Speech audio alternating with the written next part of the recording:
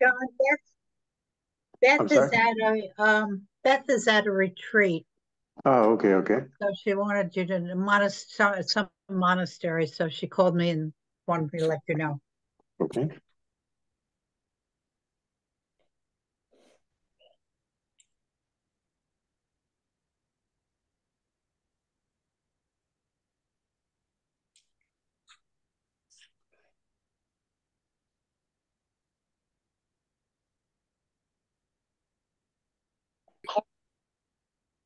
Very good.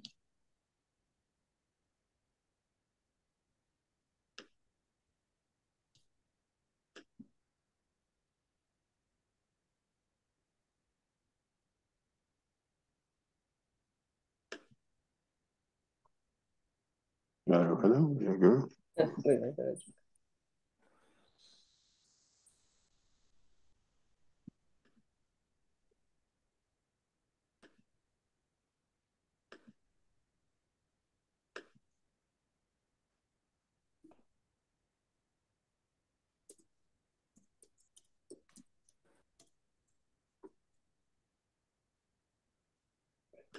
John, Yes, yes. I read a quote of Nisargadatta Maharaj. He says, when the non-identification with the body and mind becomes natural and spontaneous, it's liberation.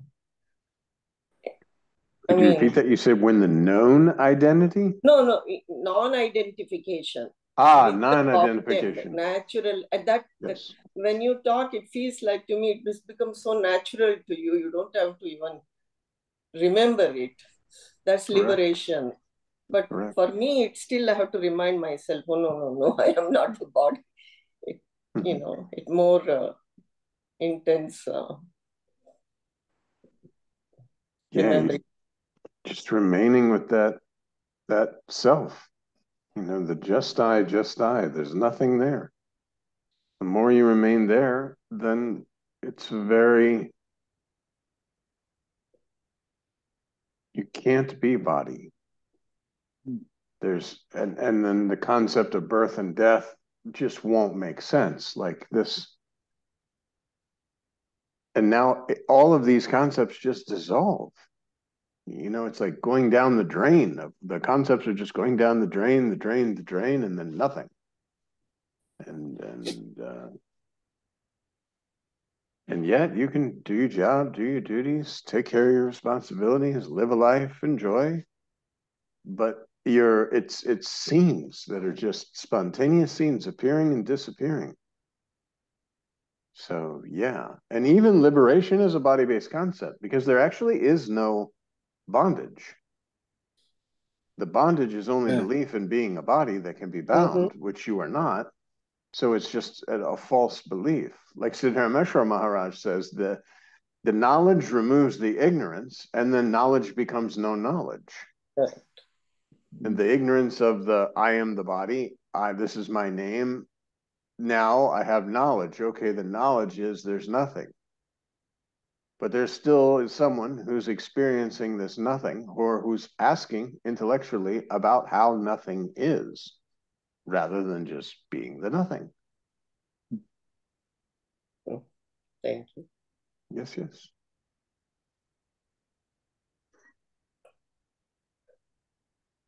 Yeah, I like to think, sometimes I try to figure out what spontaneity is. And I think,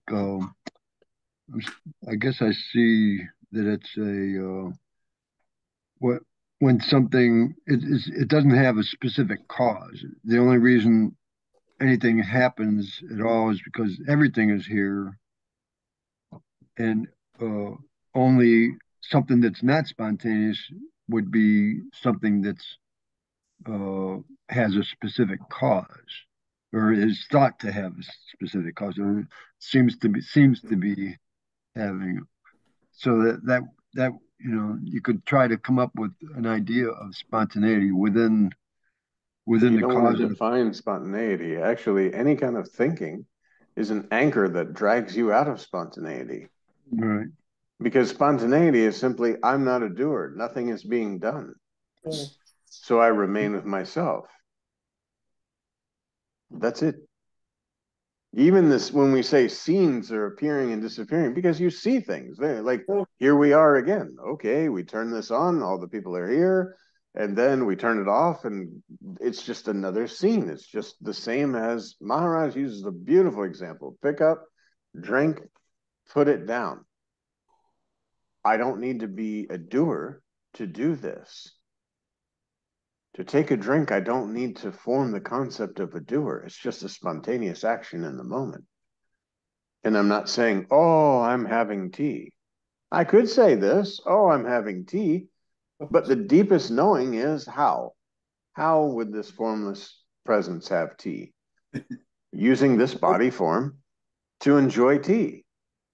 But you're not body. The body is an instrument available so you can enjoy this tea. But doesn't need to be thought about, doesn't need to be figured out. It's just an instrument. And my point is, though, I guess that spontaneity can't be defined, basically. Well, and you wouldn't want to try. If you remain with your selfless self, there would be no need for any definitions of anything. Liberation, enlightenment, spontaneous, even invisible, anonymous, unidentified identity. All these are just words that are saying nothing. Invisible, anonymous, unidentified identity. Try to picture that. What would you be? Nothing. Exactly. You would be yourself. Exactly. Which you are anyway. You're imagining you're not, and that's okay for a time. But now you know. You know the truth. But it's not yourself per se. It's the Well, there selfless is no self. individuality. How The can there self, be individuality in the formlessness? That would be like me saying, when I breathe in, it's my air. When I breathe out, it's everybody else's air. Only because I'm stamping it, like they talk about Gomiji Gomesh. I'm stamping it as my air because this, ha ha ha, it's my air. Now I'm willing to give it back. I breathed it. Exactly, but it can't be. It's only conceptually that we sit there and we say, this is how Maharaj uses the example of the walls in the ashram and the walls in the toilet. They come down. The space in the ashram goes to hell, or goes to heaven, and the space in the toilet goes to hell. No, space is space. Space doesn't even know that it's being confined because it's not being confined. You can't confine space. Where again, we get the example of the pot. When the pot breaks, the air inside the pot, or the space inside the pot and the space outside the pot, merge. But that is the most ridiculous thing. How can they merge? The concept of separation came about because there was a form and we labeled it as inside and outside. But it's all concept. But selfless is one of the concepts I like a lot. But if it's compared to self, then it loses its power. Well, selfless is self without self. That just I feeling, that just subtle presence. That's self with invisible, anonymous, unidentified identity. You cannot identify what this self is because you are that. I can understand why some people I've seen say there, or even teachers say there is no such thing as selfless. But Well, that's again, selfless is just, we have to use words. yeah. We don't have to, actually. I mean, we could sit quite nicely and be completely with ourselves, and there'd be no need for words. And if a word stirred in the mind, then you know, oh, I've escaped myself. My attention is not on myself, it's on this thought. Thoughts are coming and going. Why am I paying attention to this thought? Because there's nothing. Literally. And that's why Maharaj says the meditation is so important. More important than speaking, more important than figuring it out, more important than sharing experiences. The most important is to sit quietly with yourself and just see what's there. Just a subtle, subtle, subtle sense of presence. It's just I. I don't need to label that. If I remain with it, there will be no need for a label, because the labeler, the one who could label, will not be able to be found. You have to search hard for someone to label when you're remaining with your own self. There's no need for label, no need for words. This is the prior to beingness. You're prior to words. You're prior to everything.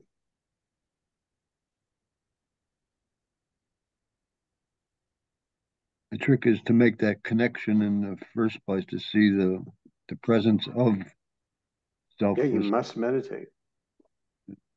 You must meditate. You must, and when it's meditate, it's not like sitting and just meditating. It's that concentrating on the concentrated, the invisible concentrated. Just the center of attention is where? Attention with attention, concentration with concentration. This presence with presence, until there's a knowingness that arises that, oh,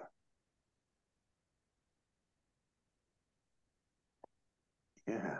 One thing about meditation, though, I meditated for quite a long time, and over the years, Well, you should only meditate until you're gone, and then Yeah. the meditator won't claim the meditation. Yeah, usually what used to take about a half hour or so before it would start to loosen up, and I wouldn't be so coming from or feeling like a individual.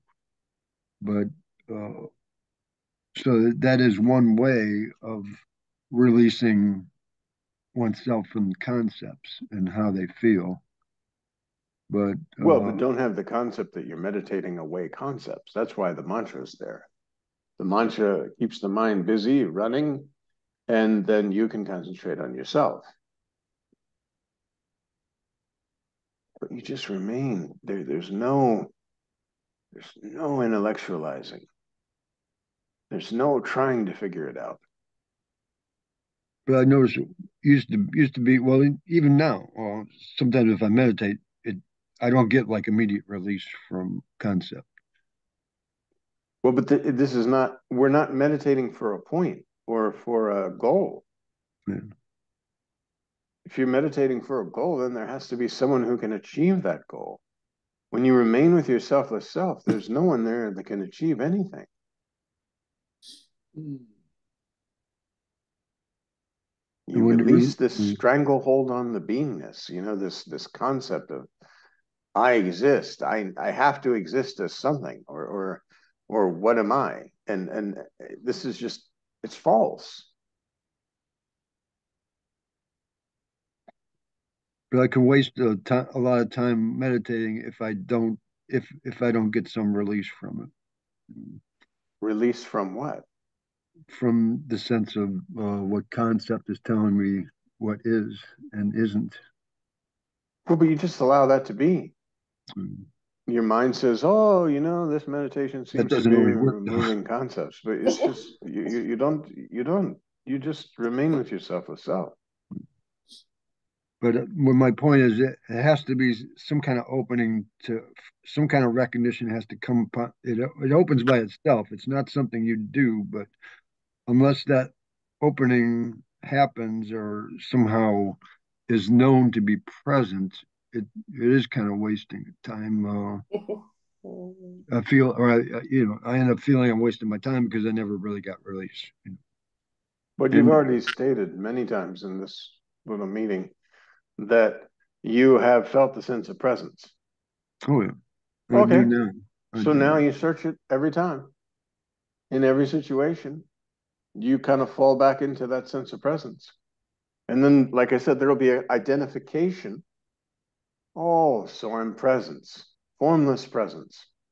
And that's okay, because that's like a little baby step to know, okay, because if you're formless presence, you can't be the body. The body would be inside the formless presence that you are.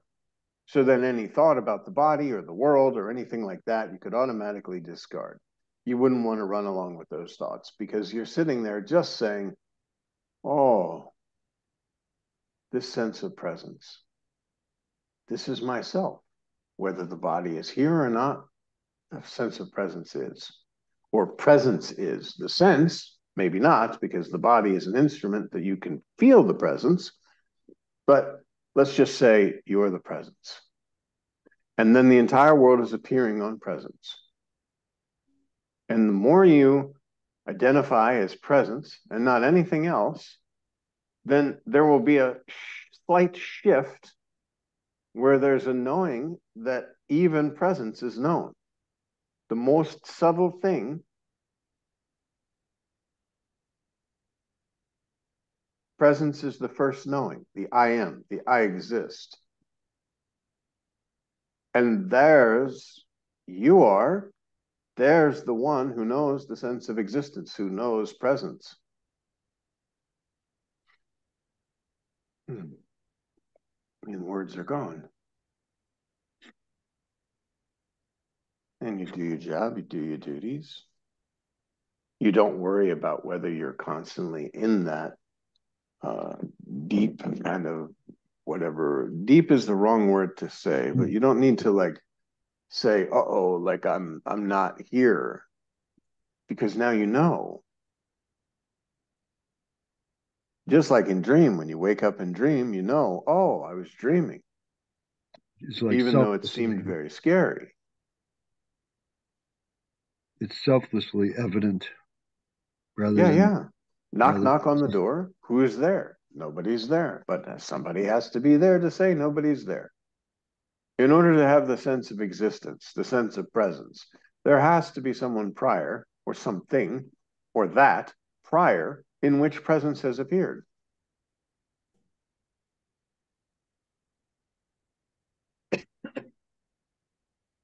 and The that sense of existence appeared to you that existed, that did not need to have a knowledge of existence, because of course the knowledge of existence is just the knowledge. And then along with the knowledge came the ignorance of I am a body in a world. And when you remove the ignorance by remaining with the knowledge, then you have no knowledge, or the absence of all concepts, the absence of anything. The unmanifest, as they say. But even unmanifest, when did you come along with this world? Come along with the body. And now we want to describe the unmanifest. Well, you see, manifestation is here. Unmanifest means manifestation that is not. But that's not even, it's the absence.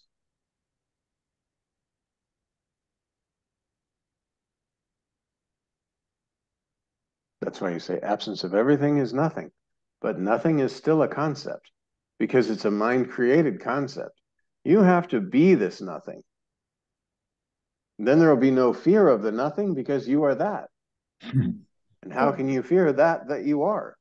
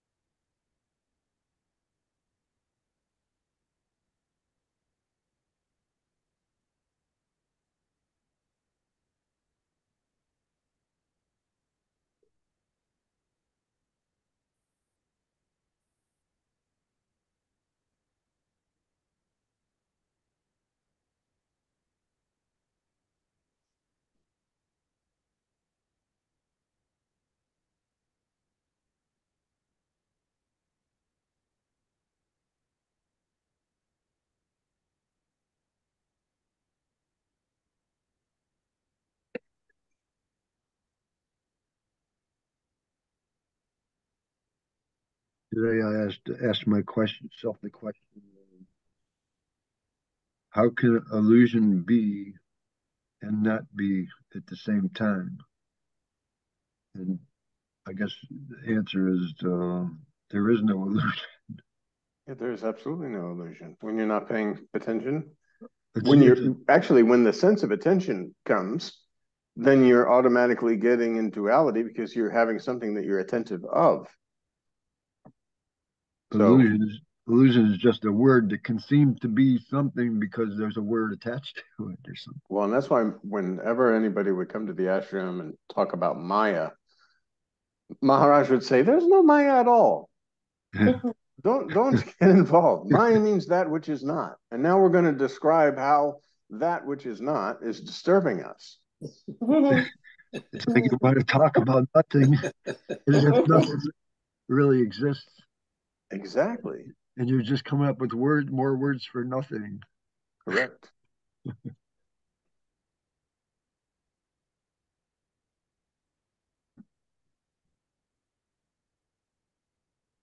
That's why I can see what your point would when I do this trying to figure it all out and stuff, and it really is endless. As long as you're giving credence to nothing being something, then it's going to be endless. Absolutely. There's thousands of books written about nothing. And people go out and spend hundreds of dollars buying thousands of books that are written about nothing. Because they're made up of words.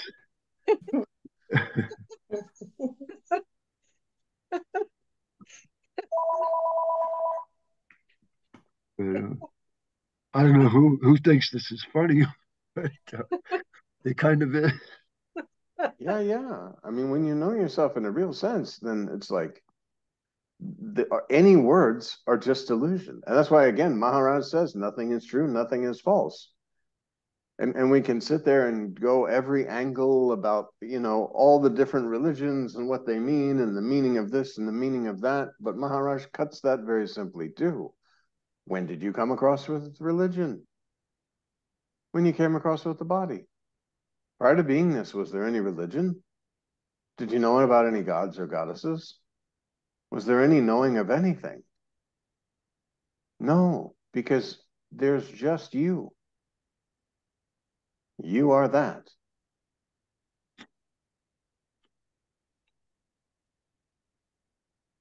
Speaking of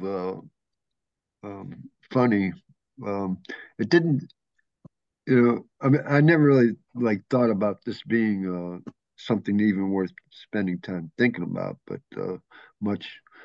But it seemed like Ramakant was somber and didn't make jokes very much. And there's no reason why he would. No reason why he would, unless he made jokes when things were funny. People laughed. It was I'm sure he did. Yeah, I'm sure he did. But somebody could get the idea that this is all too serious.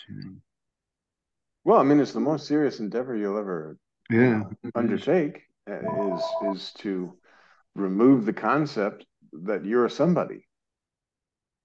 Because this somebody has illusory problems, has a body that has all these sort of issues, and you are having birth and death and all this sort of stuff, and you're not that. Why torture yourself in this way? Like you're formless, absolutely perfect, eternal before the word eternal. No harm can come to you ever. You'll never be born, you'll never die.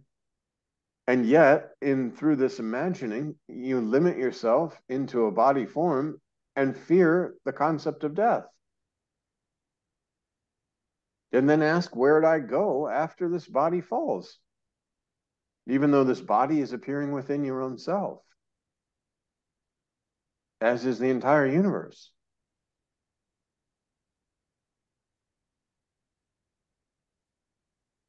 But even Star Trek and Star Wars, when you see all the aliens and all the alien species, understand that even if that were true in our existence, where aliens were visiting the Earth, it would still be nothing other than your own self. It would just be a lump of goo that the formless presence is animating and enjoying.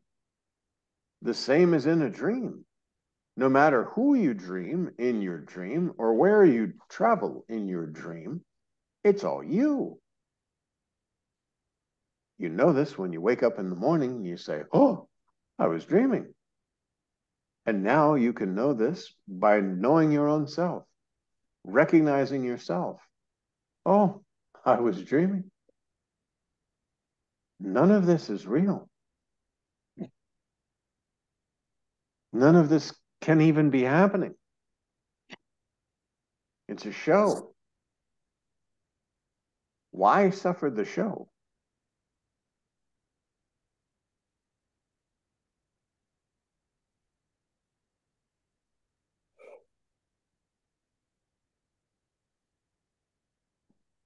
There's something about my mind that likes to give value to limited identities. Show me mind. Show me what is this mind. Because again, if you're formless, the world is the mind. Yeah, well, so the world okay. has all these different identities because they're different objects that have names in order to communicate. And again, we flip it to dream. In a dream, you have all these objects in order to communicate. And yet you know it's all arising from your own self. You wake up in the morning, how else did it come? And even in the dream, you took on a dream body. And you may have been swimming. We're talking, the experience is so real because imagination is powerful. The concept I exist birthed everything.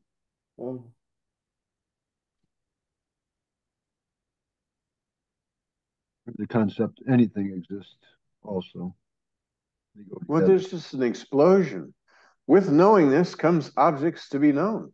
And then the forgetting, like the 10th man, that you are the one that's knowing and not one of the objects that can be known.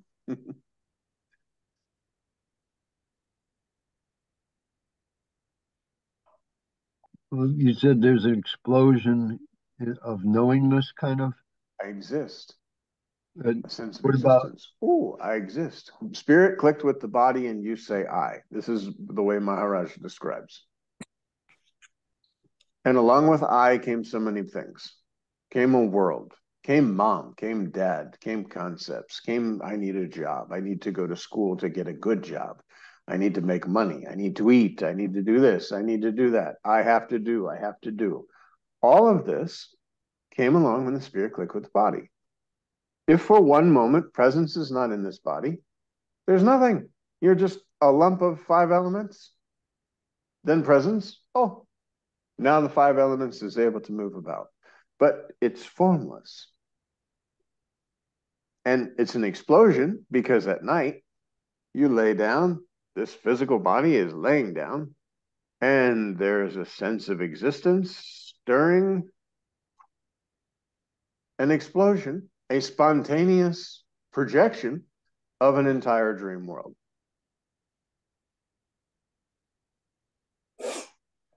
That appears extremely, very real. And you could label the dream world Maya and say, oh, that which is not. When you wake up in the morning, you say, oh, none of that could have happened. You know, if you become very rich in your dream, when you wake up, you're not taking that money with you. But if you're swimming in a dream, you wake up, you're not wet. You didn't even take the water. Nothing. If you're running in your dream, you may wake up and kind of impress on yourself that you're still out of breath. But in reality, this is not true. Because you were never running. You cannot run. You were formless. And therefore, when you know yourself in a real sense, it's exactly the same. The same, quote, consciousness that creates the dream world creates the waking world. And the only difference between waking and dreaming is the concept, I am awake or I am asleep. I'm dreaming or I'm awake. And there has to be an I, which there is no individualized I that's waking and sleeping. If this I that you are actually went to sleep, disappeared, how in the world would it come to in the next, and wake? There is a continuum, and waking, sleeping, dreaming, all of these are just appearing on spontaneous presence.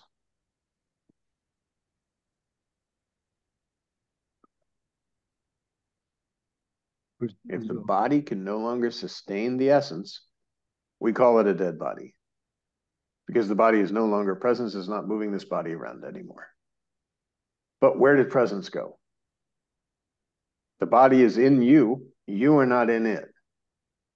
Just as in a dream. All those dream bodies, when you are dreaming, are in you. You may appear to be in one of them even. See, you won't even in a dream, you'll still have the concept of separation so impressed that you will see others. No matter what. Like, even though you know, in the morning, all of that was my own self.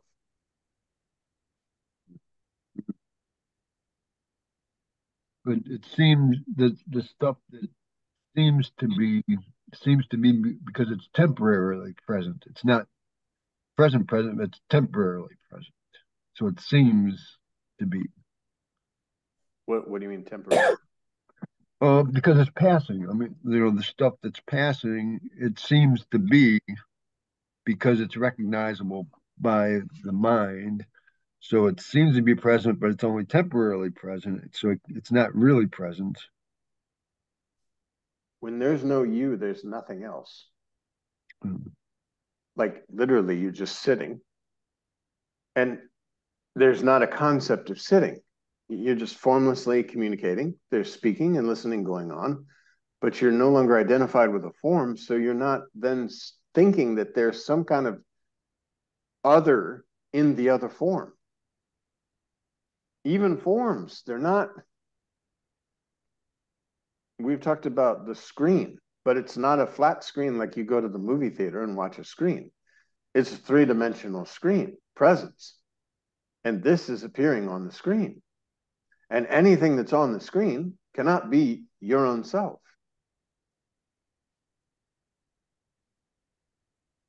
Like I can have a thought that I'm not at peace with myself or that I'm not myself.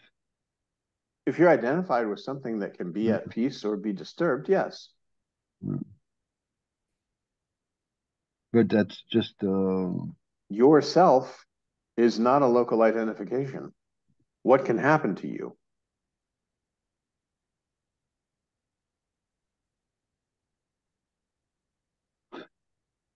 Anything I think I am or am not is just a passing thought. There's no concept. Yeah.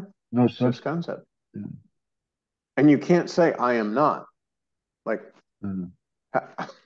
how can you not be? Yes, I am not. No, there's something there. Knock, knock on the door. Who's there? Nobody's there, but somebody's there. But it was a thought, but it was a passing thought, so it's not real. Well, no thought is real because it's just. They seem real because they're passing, because they're presently passing. That makes but we have to again say thought. What is thought? Thought is the world. Because you're formless. So you don't think anymore that thoughts are occurring within this little area that I call head. Like my mind is here. No, because if you know yourself in a real sense, you're not body.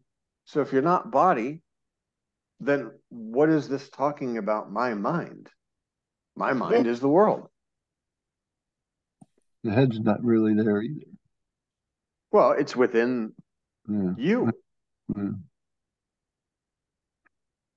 Again, just like when you sleep at night, you may have a body in your dream that has a head, but you absolutely know that this mind is not in this little dream body. When you wake up, it's not. There's nothing there.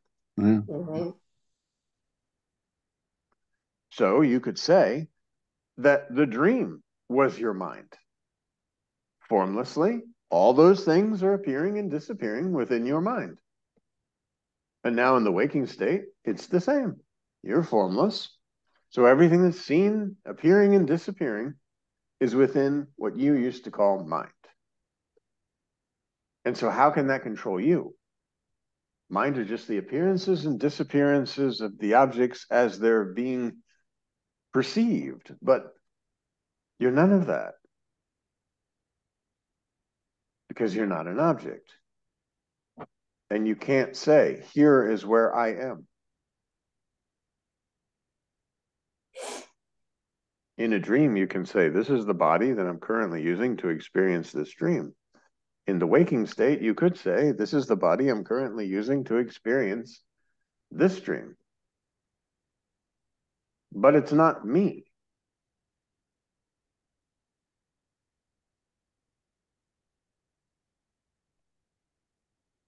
Somehow, when you start to recognize this stuff, for some reason it feels good.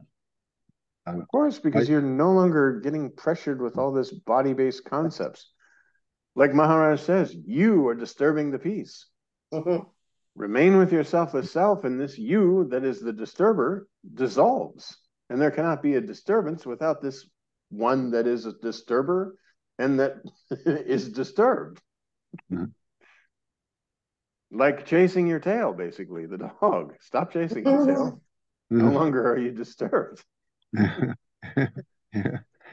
that's a good one. And that's the bubble of illusion, the circle of illusory concepts. You have to break out of the circle.